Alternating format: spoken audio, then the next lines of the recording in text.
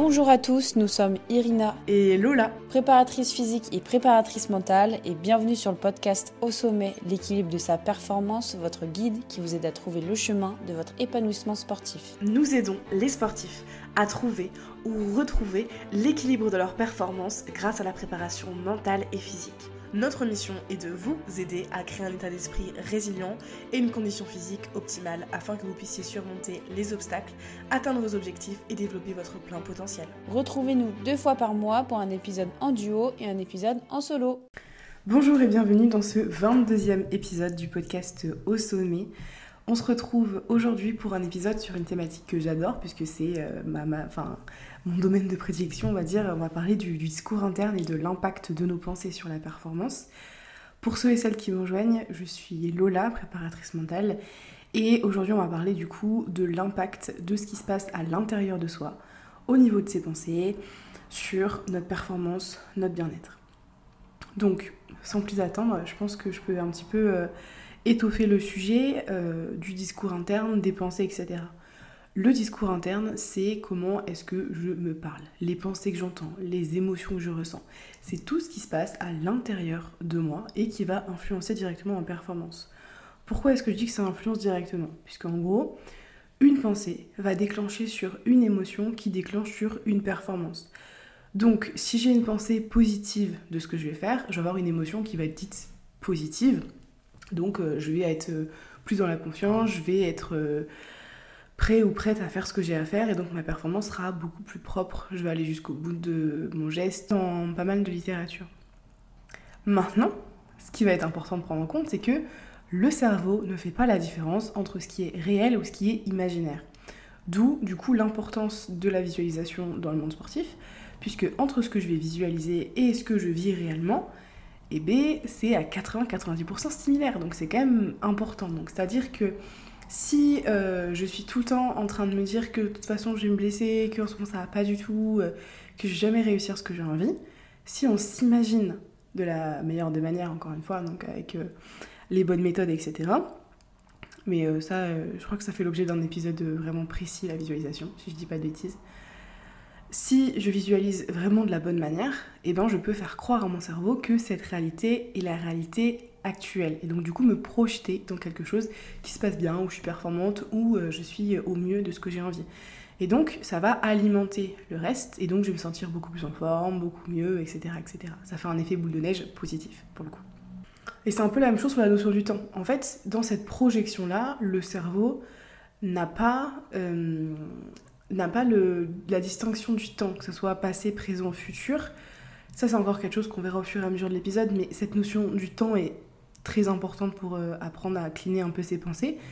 Mais en gros, si je manque de confiance tout de suite et que j'ai un souvenir très fort dans le passé où j'ai été super confiante, eh ben, je peux m'en souvenir pour justement retrouver cette confiance, cette motivation, cet engagement. Et inversement, si je suis sûre que à la fin de cette compétition, je serai sélectionnée ou j'aurai quelque chose dont j'ai vraiment envie, je peux me projeter avec l'émotion de ce que ça va me procurer pour justement faire croire à mon cerveau que c'est déjà arrivé. Donc être positive et me dire c'est déjà arrivé, donc je peux le faire une deuxième fois. Et en fait, troubler un petit peu avec cette notion du temps-là. Donc ça, c'est beaucoup de choses qu'on utilise du coup en prépa mentale pour pouvoir justement aller jouer avec cette temporalité, jouer avec ses émotions, puisque encore une fois, une émotion va impacter directement sa performance. Donc l'impact est quand même assez important. Maintenant, on va aussi avoir des pensées qu'on dit un peu automatiques, c'est-à-dire des pensées qui sont issues de notre inconscient et qui sont issues de traumatismes ou d'événements passés qui nous ont un peu choqués, un peu chamboulés. Et donc là, c'est des pensées qui vont revenir un petit peu avec de la récurrence. Je sais que tous les ans, en janvier, je me fais une énorme blessure, ça me bloque pendant 3 mois, c'est horrible. Ou il y a 2 ans, il m'est arrivé quelque chose de traumatisant. Et donc, théoriquement, notre cerveau met en place des choses pour oublier un petit peu ces éléments traumatiques, mais c'est possible que parfois ça revienne ou que des éléments nous fassent repenser à ces traumatismes ou à ces éléments-là. Donc, notre pensée automatique va revenir de notre inconscient pour nous protéger, puisque le rôle principal de notre inconscient, c'est de nous protéger. Il est là pour nous mettre des barrières, pour justement nous protéger, notre intégrité et tout ce qu'il y a autour, pour pas qu'on fasse non plus n'importe quoi. Donc, ces pensées automatiques-là sont simplement là pour nous rappeler ce qu'on a déjà vécu. Et en fait, le problème, c'est que ce genre de pensées-là, qui sont souvent plutôt négatives, vont nous ramener dans une boucle où, en fait, à partir du moment où on va penser du négatif, où on va avoir des images, des schémas comme ça va nous ramener ce type de pensée-là et ce type de schéma de pensée. Donc, en fait, on va revenir sur ces pensées-là. Et du coup, on a l'impression que on s'en sort jamais, que on est tout le temps en train de repenser à ces éléments du passé et qu'on n'arrivera jamais à s'en sortir. En fait, c'est le fonctionnement normal. Si je repense ou je me remets à penser à cause de quelque chose d'extérieur à un souvenir que je voulais oublier et qu'après j'arrive pas à m'en dépêtrer pendant plusieurs jours ou plusieurs heures, c'est normal. C'est le fonctionnement du cerveau de je le nourris avec quelque chose, donc forcément il nous renvoie la même chose. C'est un peu comme notre flux Instagram ou TikTok, c'est la même chose. Si on like 40 photos d'animaux, et ben on va avoir que des animaux dans notre feed, c'est normal. En fait, l'algorithme, c'est un peu comme notre cerveau. Il nous envoie ce qu'on lui donne à manger, en fait, c'est la même chose. Et en fait, ça, c'est un type... Enfin, c'est un type de reprogrammation.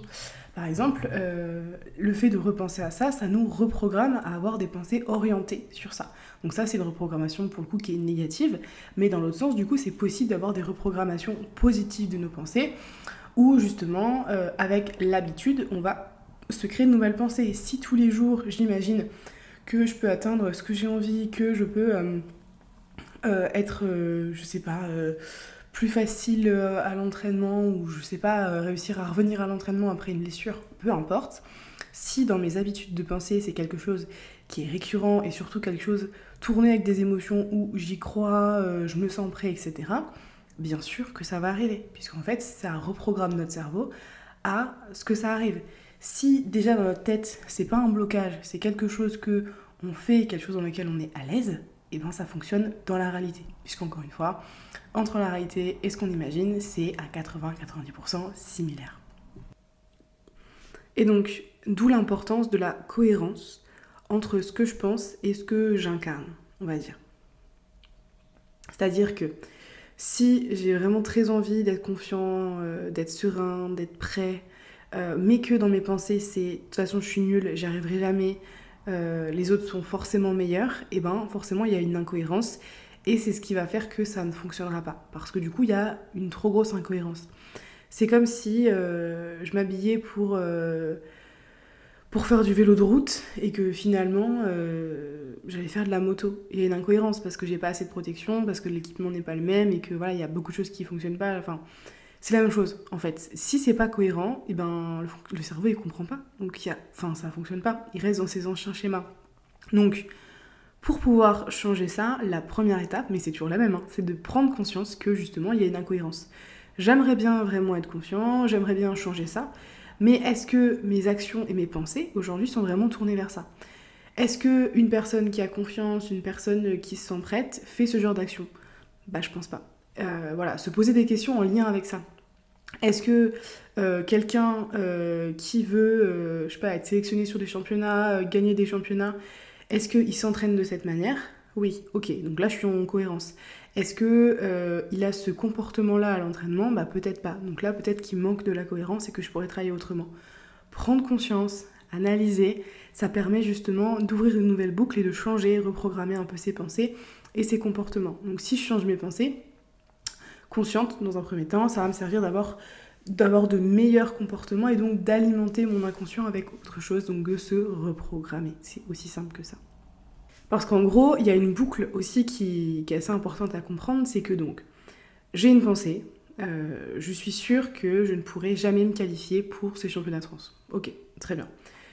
Cette pensée-là, du coup, influence, comme je le dis depuis 12 minutes maintenant, mes émotions, c'est-à-dire que je vais me sentir un peu triste parce que je pense que mon rêve ne se réalisera jamais, un peu en colère peut-être, parce que tous les ans j'essaie et pourquoi c'est jamais moi qui passe.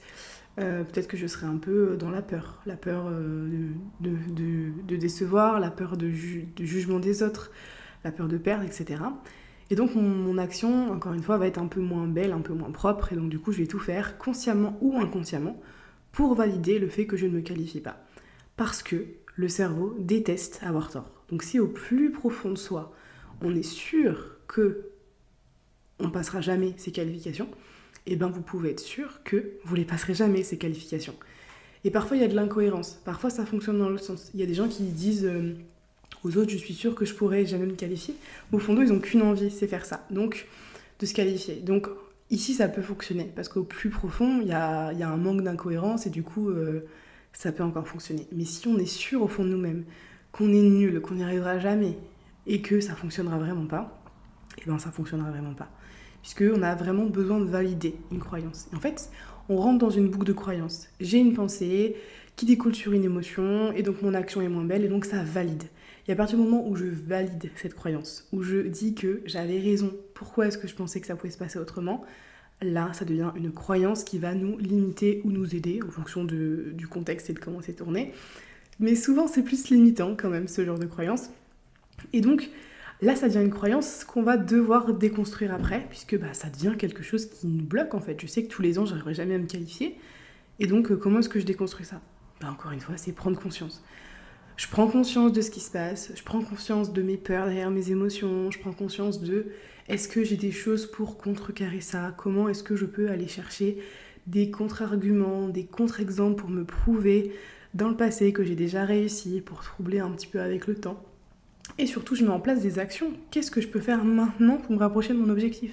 Et pas rester là à cogiter sur mes émotions négatives. Et du coup, il y a cette notion ensuite du temps qui va être importante. Pour pouvoir être le plus efficace possible, les pensées doivent être orientées sur l'instant présent. Puisqu'on est souvent orienté vers le passé ou vers le futur. Vers le passé en train de ruminer souvent des choses négatives, dans ces cas-là. Et dans le futur, je fais des scénarios catastrophes dans ma tête, qu'est-ce qui va se passer, etc. Alors qu'on est le plus efficace dans l'instant présent. Et ça, c'est sûr et certain. Donc, comment est-ce que je fais pour reprogrammer un peu mon mental, pour sortir un peu de mes boucles de pensée ?